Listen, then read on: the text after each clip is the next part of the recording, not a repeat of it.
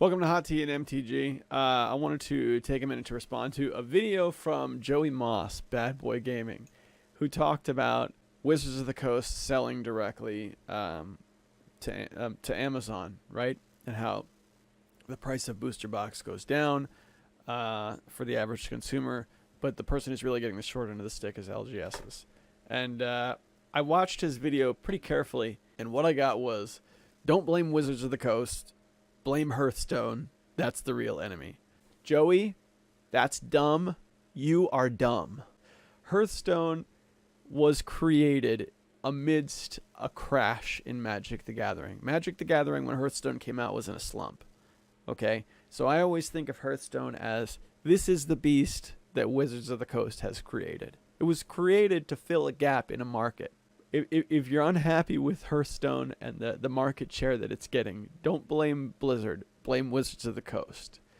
As far as the direct sales are concerned, we see when Wizards of the Coast talks about their earnings reports, they lump Magic the Gathering in with like Monopoly and stuff like that so that they can inflate their numbers. They have to have those numbers growing, and they're not. So how do we do that?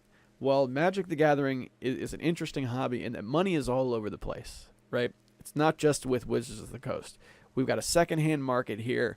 We've got people, there's a secondhand market just based around Magic the Gathering online. So since Magic the Gathering isn't growing by traditional means, by like saying, okay, we'll create new interesting products and we'll attract more interest that way, Wizards of the Coast needs to gather up all those chips in the game.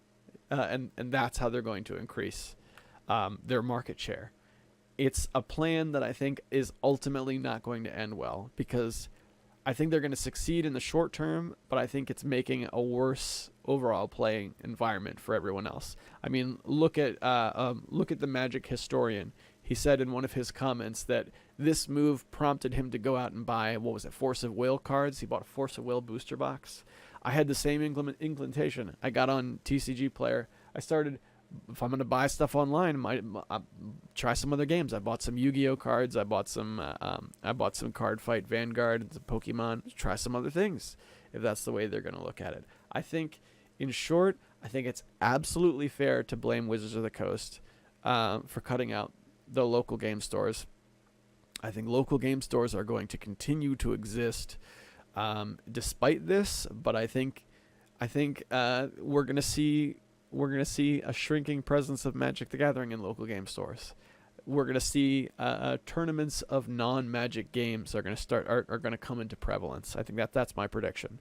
Start to see local gaming events surrounding things like Card Fight Vanguard or whatever. We'll have to see some new game on the horizon, and I think maybe that there is what we could draw from this. Again, it's my opinion that that Hearthstone came from a crash in Magic the Gathering, or it came from a low point in Magic the Gathering's history. And if we're going to enter a low point, then something good like Hearthstone could come from it. Something that 10 years in the future I'll be saying, oh hey, this is the beast that you guys created with your anti-local game store antics.